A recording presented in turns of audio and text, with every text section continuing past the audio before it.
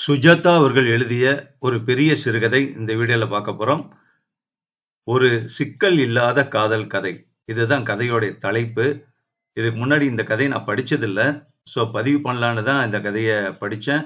ரொம்ப ரொம்ப வித்தியாசமான கதை. அவர் எழுதினதுல ரொம்ப வித்தியாசமான ஒரு கதை. கிரைம் இல்லாத கதை. ஆனா, காதல் இல்லாத கதையும் கூட. ஆனா ஒரு காதல் கதை. கேட்கலாமா? ஒரு சிக்கல் இல்லாத காதல் கதை. அத்தியாயம் 1. சில பெண்கள்தான் அழகாக இருக்கிறார்கள். அவர்களில் சரிதா ஒருத்தி. சில பெண்கள், ஏன் எவ்வளவோ பெண்கள் சாதாரணமாகத்தான் இருக்கிறார்கள். அவர்களில் நான் ஒருத்தி. அழகு என்றால் அகத்தழகு, அது இது என்று புத்தகங்களில் எழுதுகிறார்களே, அது இல்லை. நான் சொல்வது அழகு, வெளியில் கண்ணுக்குத் தெரியும் அழகு. சரிதாவுக்கு எந்த புடவை உடுத்தினாலும் பொருந்துகிறது. எனக்கு எந்த புடவை உடுத்தினாலும் தோழி போலவோ ஆய போலவோ இருக்கிறேன். கண்ணாடி மாட்டிக்கொண்டிருக்கிறேன். என் உயரம் போதாது. எப்பொழுது பார்த்தாலும் புத்தகங்களிலேயே ஆழ்ந்திருக்கிறேன். புத்தகங்களையே அணைத்திருக்கிறேன்.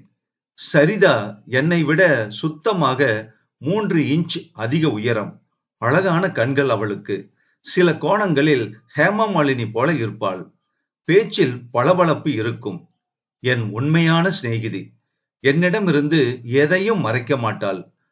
நாங்கள் இருவரும் பேசிக்கொள்வது எல்லாவற்றையும் இங்கே அச்சடிக்க முடியாது. எனக்கு சரிதாவின் மேல் பொறாமை இல்லை. ஒரு விதமான ஹீரோ வர்ஷிப் அல்லது ஹீரோயின் வர்ஷிப். சரிதாவுக்கு நிறைய சிநேகிதர்கள் உண்டு. சரிதா என்ற தலைப்பில் சுத்தமாக 100 பக்கத்திற்கு கவிதை எழுதி ஒரு மாணவன் அவளிடம் சமர்ப்பித்தான். முழுக்க முழுக்க இலக்கண சுத்தமான.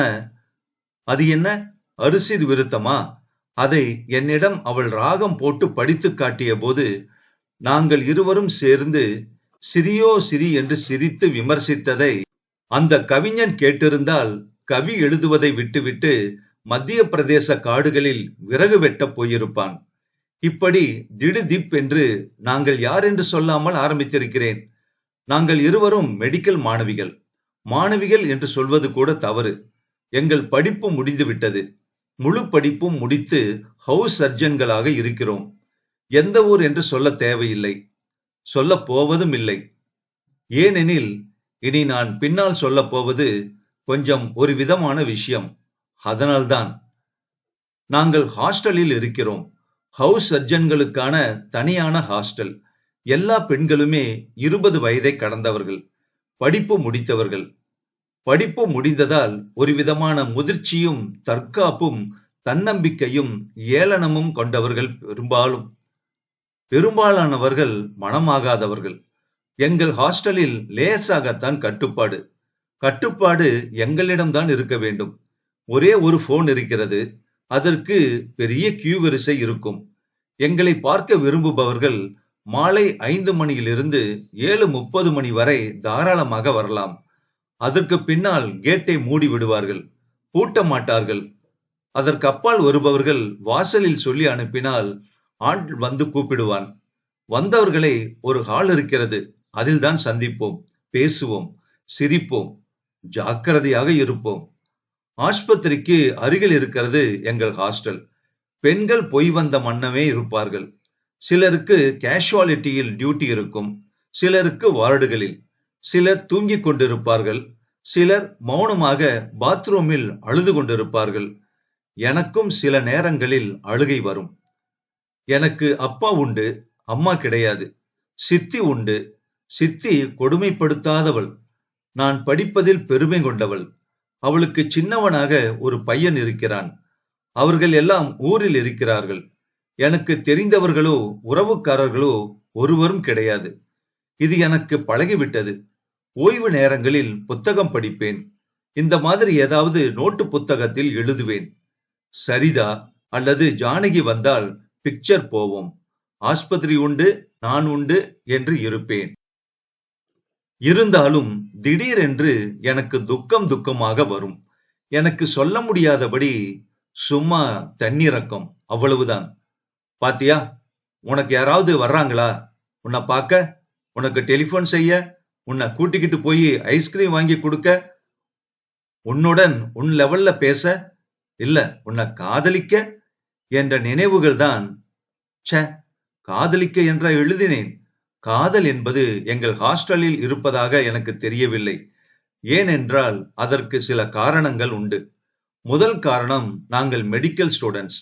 6 வருஷம் மனித உடம்பின் ஒவ்வொரு அங்கத்தையும் பார்த்து பார்த்து அதன் உள் தசைகள், நரம்புகள், இரத்தங்கள், இரத்த செல்லுகள், பிளாஸ்மா, அது இது என்று தனித்தனியாக பிரித்து படித்து அதில் உள்ள உடம்பில் உள்ள ஆர்வம் எங்களுக்கு குறைந்தே போய்விட்டது. உடம்பில் உள்ள ஆர்வம் குறைந்து விட்டதால் காதல் இல்லை என்பது சித்தாந்தம். பிளேட்டானிக் காதல் என்பது என் சித்தாந்தம். பிளேட்டானிக் காதல் என்பதெல்லாம் வெட்டி பேச்சு. மனித குணங்களின் மிக ஆதாரமான செலுத்தும் சக்தி இனவிருத்தி. பயாலஜி சொல்லுகிறது. இப்படி நான் சில நேரங்களில் நினைப்பேன். மற்றும் சில நேரங்களில் அதற்கு மிக எதிராகவும் வாதாடுவேன். ஆனால் அடிப்படையாக காதல் என்பதற்கு அடித்தளமாக உடம்பின் கவர்ச்சியும் அழகும் புற அழகும் இருக்கிறது என்பதை பொதுவாக நம்புகிறேன் நான். சரிதாவுக்கு எத்தனை கடிதங்கள், எத்தனை விசிறிகள்! ஒரு கவிஞன் ஒரு நோட்டு புத்தகம் பூராவிலும் அவளை பற்றி பாட்டை போட்டு ரொப்புகிறான் என்றால், காதல் கவிதைகளாக நூற்கிறான் என்றால், அதற்கு ஆதாரமான சக்தி எதுவாக இருக்கும்? உடல் அழகுதானே. என்னை பற்றி யாராவது அப்படி எழுதுவானா? சிரிப்பு வருகிறது எனக்கு. இருந்தும் நான் தேடுவது சிநேகிதம். சிநேகிதம், கம்பேனியன்ஷிப் இல்லாத தனிமை என்பது மிக மிக கொடுமை. சில நேரங்களில் சரிதா பாட்டுக்கு சொல்லாமல் எங்கேயோ போய்விடுவாள். ஹாஸ்டலே காலியாக இருக்கும். மங்கலாக பல்பு எரியும். அப்பொழுதெல்லாம் எவ்வளவு துக்கமாக இருக்கும் தெரியுமா எனக்கு? அப்பொழுதெல்லாம் என் மனதில் ஒரு ராஜகுமாரனை நினைத்துக் கொள்வேன். அவனுக்கு சுமார் 35 வயது இருக்கும். நன்றாக படித்தவன். அவனும் டாக்டர். சில நேரங்களில் டாக்டர் இல்லை. ராஜகுமாரன் எனக்கு டெலிபோன் செய்வான். எனக்காக ஹாலில் காத்திருப்பான். சிகரெட் பிடிக்க மாட்டான். டைட் பேண்ட் போட மாட்டான். உயரமாக சிரிக்க சிரிக்க பேசுவான். தலையை படிய வாரி இருப்பான். என் அனுமதியுடன் தான் என்னை தொடுவான். எனக்கு பிடித்த புத்தகங்கள் எல்லாம் அவனுக்கும் பிடிக்கும். கித்தார் வாசிப்பான்.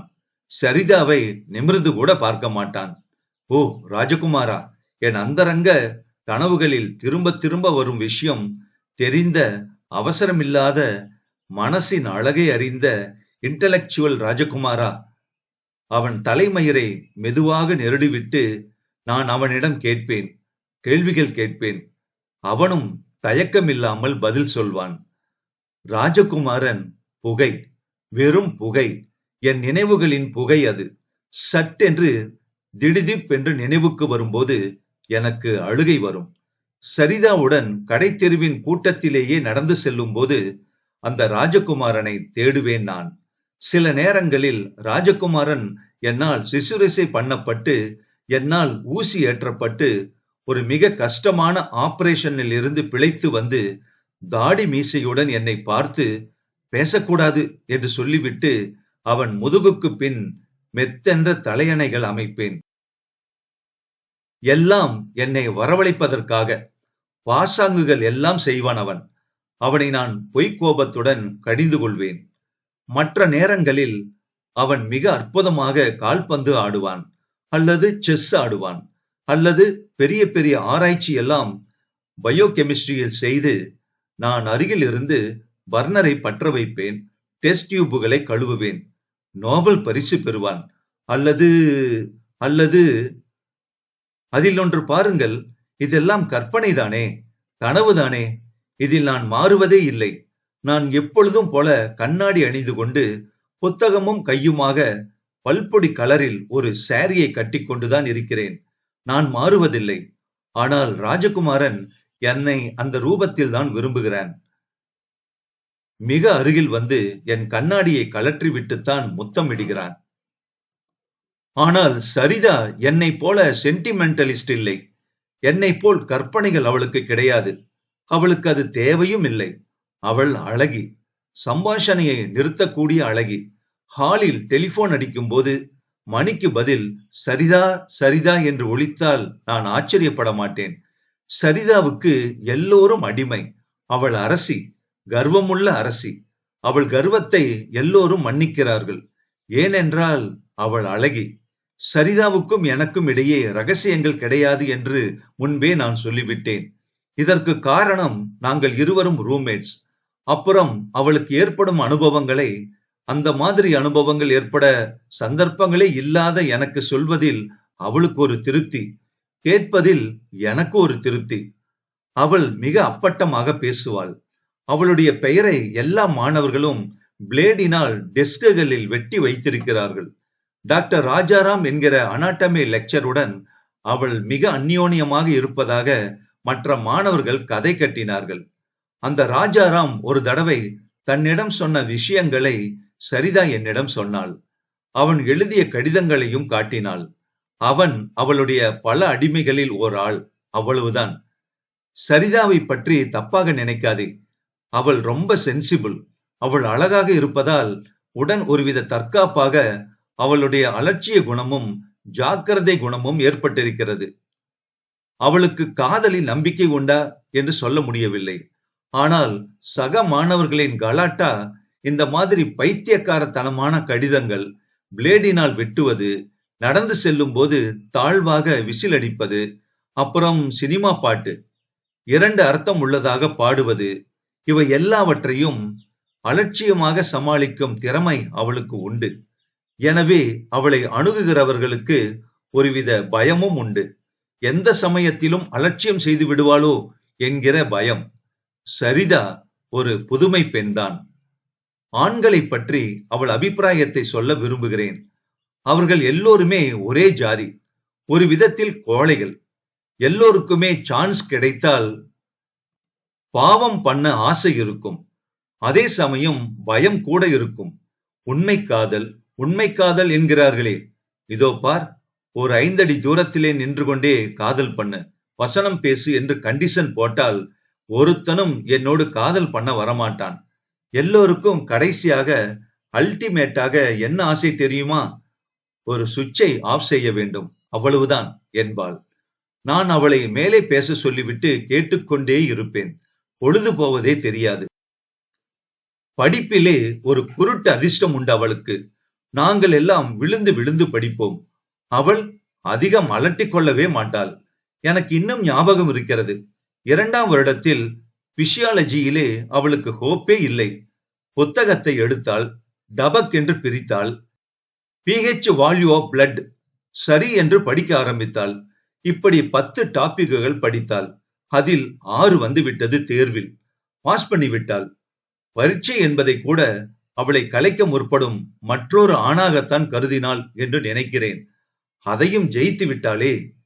இத்தனையும் எதற்கு சொல்கிறேன் என்றால், என் அந்தரங்க வாழ்க்கையில் சமீபத்தில் ஏற்பட்ட ஒரு கிளர்ச்சிக்கு, மாறுதலுக்கு, புயலுக்கு இந்த பின்னணி செய்திகள் தேவை.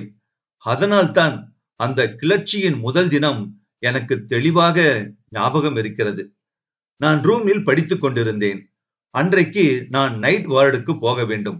சரிதா காலை டியூட்டி முடித்து விட்டாள். அப்பொழுது சாயங்காலம். கதவை தட்டுகிற சப்தம் கேட்டது. திறந்தால் ஹாஸ்டல் பையன். அம்மா, உங்களை பார்க்க யாரோ வந்திருக்காங்க என்றான். என்னையா, சரிதா அம்மாவையா என்று கேட்டேன். உங்களைத்தான் என்றான். எனக்கு ஆச்சரியம் தாங்க முடியவில்லை. என்னை பார்க்க யார் வருவார்கள்? அதுவும் ஹாஸ்டலுக்கு வந்து கூப்பிடும்படியாக அவ்வளவு சிரத்தை உள்ளவர்கள் யார்? சரிதாதான் கேட்டாள். ஆம்பளையா பொம்பளையா? ஆம்பளைங்க என்றான் அந்த பையன். வயசானவரா என்று நான் கேட்டேன். இல்லைங்க என்றான். பேர் சொன்னாரா? இல்லைங்க, உங்க பேரை சொல்லி கூப்பிட சொன்னாருங்க, அவ்வளவுதான். சரிதா என்னை பார்த்தாள். கண் சிமிட்டினாள். தேர் யூ ஆர் என்றாள். என்னதான் யோசித்தாலும் என்னை பார்க்க யார் வர முடியும் என்பது எனக்கு தெரியவில்லை. என் புடவை அசிங்கமாக இருந்தது. என் தலை களைந்திருந்தது. அவசர அவசரமாக வேறு புடவையை சுற்றி கொண்டு தலையை வாரிக்கொண்டு கீழே சென்றேன். செல்வதற்கு முன் சரிதா, திரும்பி வந்ததும் நடந்ததை சொல்லணும் என்றாள். மாடிப்படியில் இருந்து இறங்கி வரும்போதே ஹாலில் சுற்றி இருப்பவர்களை பார்க்க வேண்டும். ஹாலில் பலர் காத்திருப்பார்கள். பெரியவர்கள், சிறியவர்கள், பார்வையாளர்கள் நேரம் அது. அவர்களின் ஒருவர் முகமும் எனக்கு பரிச்சயமானதாக இல்லை. எனக்கு முதுகை காட்டிக்கொண்டு நோட்டீஸ் போர்டை படித்துக் கொண்டிருந்த ஒருவரிடம் சென்று அவர் முதுகை தொட்டான் அந்த ஹாஸ்டல் பையன். இவர்தாமா என்றான் என்னிடம். திரும்பியவனை நான் முதலில் நேருக்கு நேர் பார்த்தேன், என் ராஜகுமாரனை. இந்த நாவல் அடுத்த பகுதியில் தொடரும்.